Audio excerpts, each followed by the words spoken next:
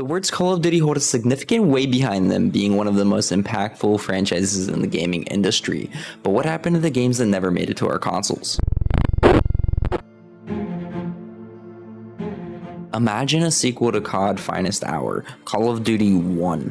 One that promised to explore new frontiers in World War II, but why was Combined Forces cut and banished to the side to begin with? Who was developing the game and why was it forcibly cancelled? Combined Forces was pitched to Activision by a company known as Spark Unlimited. If you played Call of Duty Finest Hour, then you're probably familiar with their work. That was their very first game. They also produced games like Medal of Honor and a few others, but I'm not going to list them because there really is not very many.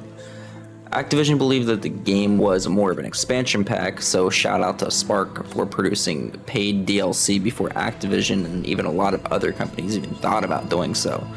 Anyways, there wasn't a lot about the game to find because it got cancelled almost immediately after production. The game was set in World War II and was supposed to pick up the Finest Hour story where it left off. It was set and had an American, British, and Soviet campaign. The game was deemed too expensive and was expected to cost roughly $10.5 million to launch. The game was shortly after canceled and didn't make it past development phase due to Finest Hour being $6 million over budget. This is because of legal action taken from EA that they had to solve. It was just a massive headache. Because of this, Spark was never given access to another Call of Duty title and shortly after closed the doors for good and stopped developing games entirely. Next, a Call of Duty game set in ancient Rome? This sounds too crazy to be true. Sadly, it never came true.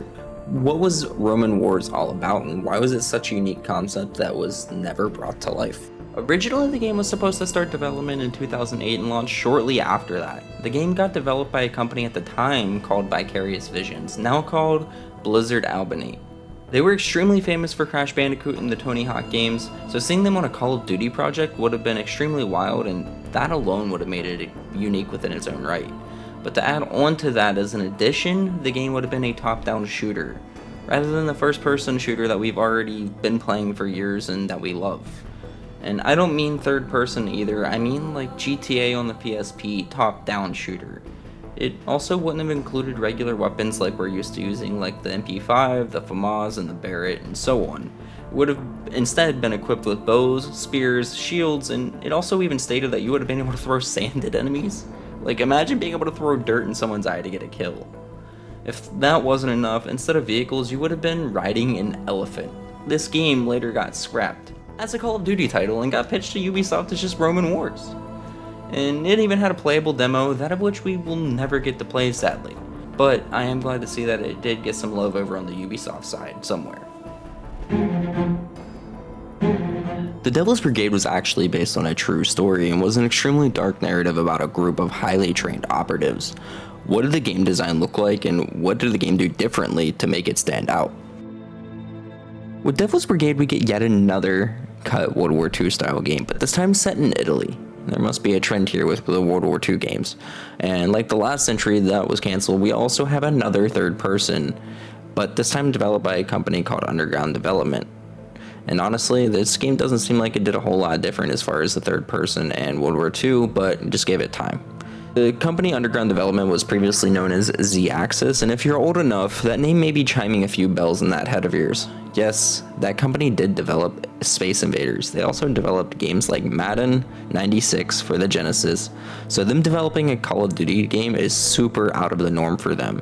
And on top of actually playing, it was sort of like Call of Duty's take on Halo Wars. You had squads you could command using the D-pad to command them to assault, barrage, hold the line, and form up. It was also a possibility to stealth kill the people you were playing against, which that's kind of like assassinations before assassinations even became a thing. And not a whole lot is known about this game. That's about all that we know, due to it being cancelled extremely far from completion. The one thing that looks super cool from the screenshots is the game looks like a pre-skin of COD 4, which would have been very interesting to see. Looking at the screenshots, we can definitely see the similarities. I'm interested to know what your take would be if the game actually launched, what direction the franchise would have went toward. And me personally, I'm glad to see that it didn't launch in place of Call of Duty 4, because COD 4, I personally don't think the FPS genre as a whole is going to get to where we are today, but that's a topic for another video by itself. Next, we have a game based on something that would have been a one-of-a-kind to this day, Call of Duty Vietnam. What made this title so different, and why didn't it never reach the shelves of your local GameStop?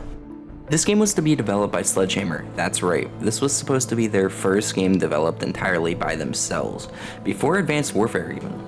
If being a Vietnam Call of Duty wasn't unique enough for you, it would have been the first third-person only Call of Duty title as well. And believe it or not, this game was extremely close to being done and finalized. Sledgehammer had been developing the game for about a year and a half prior to Activision giving them the option to help finish the development of original Modern Warfare 3. They were going for a more horrific approach to the game from the sounds of previous interviews from the co-founder of Sledgehammer. He stated, "We were definitely going for some Dead Space moments. It was a fresh take on war, that's for sure." And all in all, the game got canceled by the decision of the co-founders at Sledgehammer to jump ship and work on OG Modern Warfare 3. And honestly, that makes me really sad.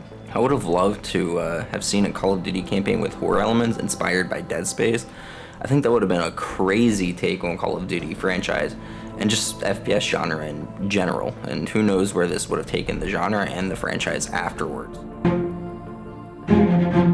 Did you know there was an advanced movement game before Advanced Warfare? Probably not, because it never happened. Why did Future Warfare get cut, and what would the course of Call of Duty look like if it hadn't been cut during the development? This game was developed by Neversoft using, you guessed it, the OG MW2 engine. It was previously named NX-1, and with a campaign set 50 years in the future and missions of you fighting on the moon with low gravity, this game was nearly done, multiplayer was done, and playable with footage of gameplay out there live.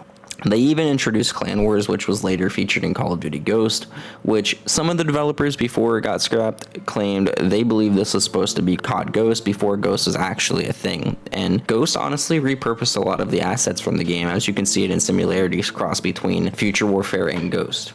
In 2014, the trademark was abandoned for the title, Future Warfare, solidifying that the game had indeed been cancelled for good. The reality of why the game was cancelled is still up in the air, and it leaves players speculating to this day, but it has myself and others like you thinking where the path of COD franchise would be at today had the game released. I honestly believe this would have had a very significant impact on the multiplayer, probably the biggest out of any on this list, and the franchise in general. I believe that because we would have had advanced movement coming way earlier than we originally intended to have it.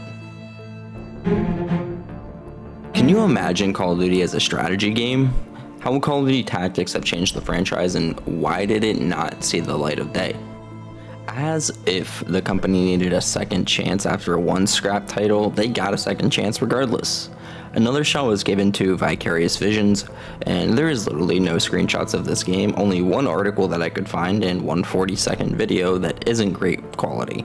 You simply control squads, that's the premise of the game, that's it. As to why the game was cancelled so short into development remains a mystery. The only thing we could compare this to would be Black Ops 2's Strike Force, where you control a squad, machines, and control them to achieve success, and that hasn't returned due to lack of popularity with the community. And with it, if that had been the main focus, it probably would have been the developer, Vicarious Visions, signing their rights away to the COD franchise, which, to my knowledge, they haven't developed another game since, that we know of at least, and I think it should stay that way. I think they should just stick to Crash Bandicoot, what they're good at. Goes without saying, the idea of this never returned due to lack of popularity, like I mentioned before, and hopefully we don't get another title with similarities to it, because I personally don't think it belongs in a COD game, as at least a standalone game by itself, maybe like a side thing like Black Ops 2, but even then, it lacked popularity, so I don't personally think that it belongs. Oh yes, I've always wanted to pull Call of Duty characters out of my dual disc and ensure that I could use Flamethrower on the opponent to make them faint. I also especially wanted to make sure that after I use Flamethrower, Weaver could head back to the center and get that eye patch shield up and back to normal. Seriously though, I don't have a lot to say about this other than I can't believe this was actually talked about, and I'm genuinely surprised that it was. What happened to the characters of Advanced Warfare after it was over? Judging by this list, we may never know. Why was the idea of Advanced Warfare 2 scrapped to begin with? Honestly, this one makes me really sad. As I stated in one of my past videos, AW is my favorite jetpack game, and I would have loved to have seen a sequel to it, but it seems it's never going to happen, sadly. And this sequel got canceled and was developed by Sledgehammer again. And the game was pretty far in development. They even had a playable demo as well as several prototypes. The game later got scrapped and they made an executive decision to go all in on the current MW3. And it's unknown other than they wanted to make MW3, which was a rushed game and was not fleshed out, which AW2 would have been fleshed out. I don't understand the thought process there. Anyways, it really does suck that the idea got scrapped and probably is never coming back. AW ends on a pretty big cliffhanger with Mitchell stating, "This isn't the end, this is just the beginning," signifying that there's supposed to be more to the story that we're probably never going to get to know or hear about, sadly. That's going to wrap things up. If you enjoy, please subscribe and turn on that bell icon to see videos like this in the future. Leave a comment if I forgot any games that you would have liked to have seen. And with that being said, thank you for watching, and I'll see you guys in the next one. This wasn't the end. It was just the beginning.